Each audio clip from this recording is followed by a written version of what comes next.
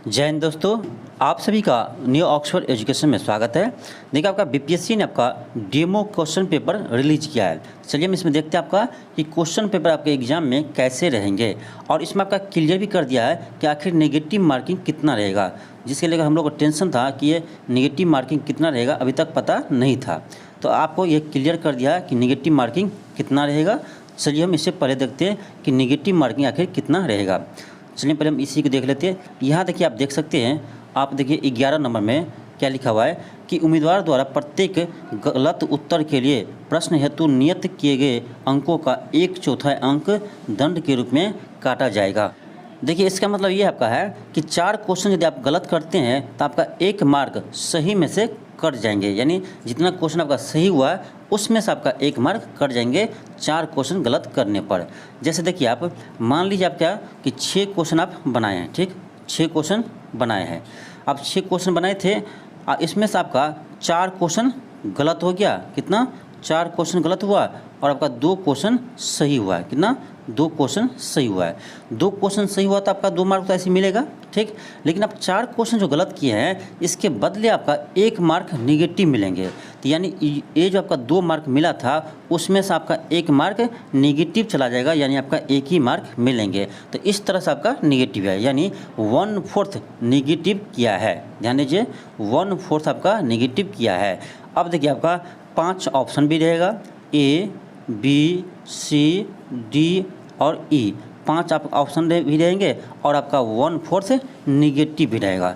यानी आपका सेम कर दिया जैसे बीपीएससी एग्जाम लेते अपना सिविल सर्विस वाले, वैसे ही कर दिया। जैसे यानी आपका 68 बीपीएससी में था इसी तरह से आपका यहाँ पर कर दिया है। वहाँ भी आपका 5 ऑप्शन थे और आपका 1/4 निगेटिव थे, यहाँ भी आपका सेम है। तो आप यानी आज आपका क्लियर हो गया कि निगेटिव मार्किंग कितना रहेगा बीपीएससी एग्जाम में, यानी 1/4 निगेटिव लेकर आप चलिएगा।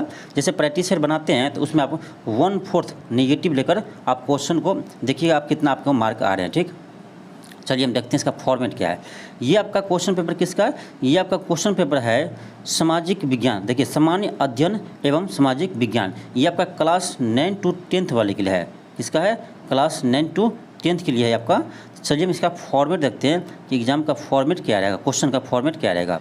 देखिए आपका ये है क्वेश्चन पेपर का फॉर्मेट, ये है आपका सोशल साइंस का। तो आपको पता ही होगा कि 40 क्वेश्चन आपका पार्ट 1 में होगा, वो आपका जनरल से रहेगा, यानी जनरल स्टडीज से रहेंगे, यानी इसमें आपका मैथ रहेंगे, जीके रहेंगे, रीजनिंग रहेंगे। ये आपका रहेगा 40 मार्क का, ठीक। ये आपका सभी में सेम रहेंगे, ठीक। और आपका है पार्ट 2, इसका देखिए पार्ट 2 है, तो पार्ट 2 में आप हिस्ट्री रख सकते हैं या ज्योग्राफी रख सकते हैं। ये आपका क्लियर किया हुआ है कि आप पार्ट 2 में हिस्ट्री रखिए या ज्योग्राफी रखिए।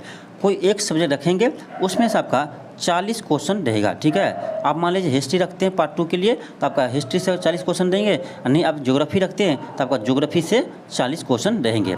अब देखिए इसमें कोडिंग भी क्या हुआ आपका, देखिए यदि हिस्ट्री का क्वेश्चन रहेगा तो वो लिखा रहेगा आपका H1 H2, यानी H से हिस्ट्री, H for हिस्ट्री हो गया और 1 मतलब फर्स्ट क्वेश्चन है। तो आपको यहाँ कोडिंग पे ध्यान देना है। एग्जाम में आपका क्वेश्चन पेपर भी एक कोडिंग क्या रहेगा कि H1 H2 H3, इससे आपको समझना चाहिए कि आपका हिस्ट्री का क्वेश्चन है। तो जो हिस्ट्री सब्जेक्ट रखे होंगे वही इसको बनाएंगे।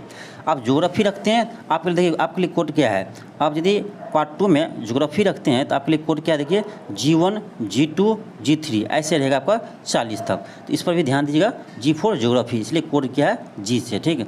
तो पार्ट 2 में जो हिस्ट्री रखेंगे उसका हिस्ट्री का क्वेश्चन रहेगा 40, या ज्योग्राफी रखेंगे उसको ज्योग्राफी से क्वेश्चन रहेगा 40, ठीक। अब बच्चा पार्ट 3 में, देखिए पार्ट 3 में ये कहा है कि जो पार्ट 2 में ज्योग्राफी नहीं रखेगा, पार्ट 2 में जो ज्योग्राफी नहीं रखेगा उसके लिए आपका इकोनॉमिक्स और आपका पॉलिटिकल साइंस से क्वेश्चन रहेंगे। ये था आपका यानी क्वेश्चन का फॉर्मेट, किसके लिए? सोशल साइंस के लिए, ठीक। ये आपका सोशल साइंस के लिए। चलिए हम आगे देखते हैं। अब ये देखिए ये आपका है लैंग्वेज पेपर, यानी लैंग्वेज पेपर जो आपका क्लास 1 से लेकर आपका 12 तक का होगा, सेम आपका सभी का होगा पेपर, यानी लैंग्वेज का।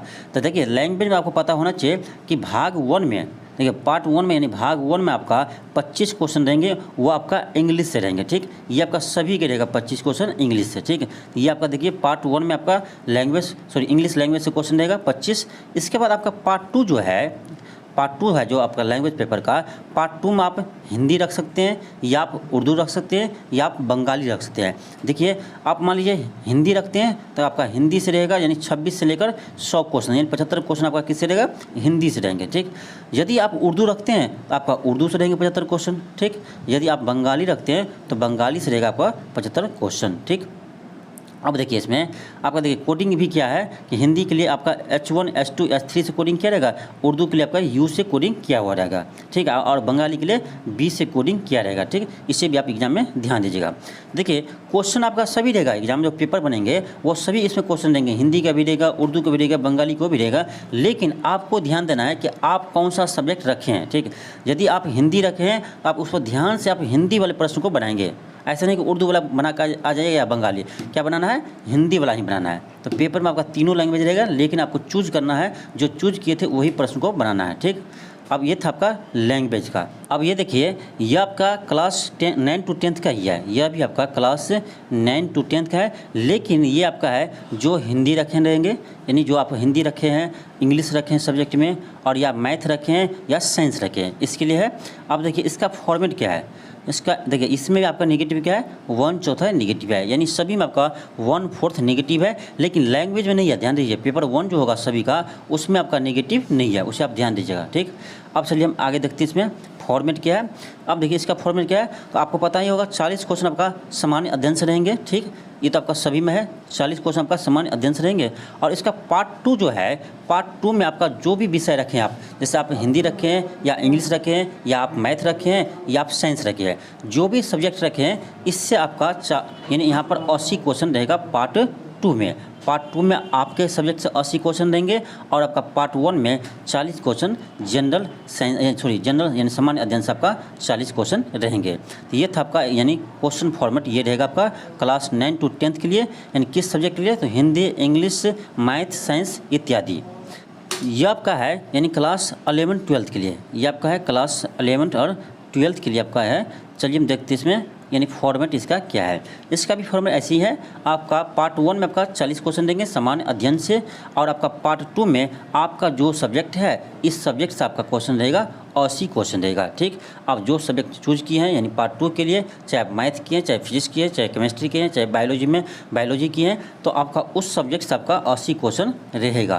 तो ये था आपका यानी क्वेश्चन फॉर्मेट, ये आपका क्वेश्चन फॉर्मेट है जो बीपीएससी ने जारी किया है।